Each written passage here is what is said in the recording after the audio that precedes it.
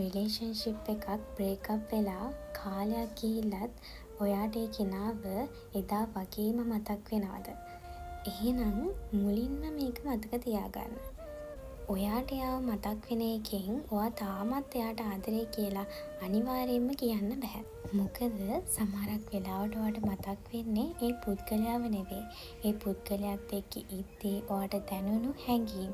එයා එක්ක එකට හිනා වුණු තැන්, එයා එක්ක එකට ඇවිදපු තැන්, ටිකටම කතා කරපු රෑවල්, මං වෙනුවෙන් කෙනෙක් ඉන්නවා කියන ඒ දැනුණු හැඟීම්, අන්න ඒ වගේ දේවල්. රිලේෂන්ෂිප් එකක් බ්‍රේකප් වුණාම ඒ මතකයන් එක දවසින් අපිට මකන්න බැහැ. ඇයි මට එයාව අමතක කරන්න බැරි කියලා තමන්ටම දොස් නගන්න එපා. මතකයන් කියන්නේ අපිට ගැලරියෙන් ෆොටෝ එකක් ඩීලීට් කරනවා වගේ කරන්න පුළුවන් දෙයක් නෙවෙයි. හැබැයි කාලයත් එක්ක අපිට මේ මතකයන්ට දෙන අර්ථය වෙනස් කරන්න පුළුවන්.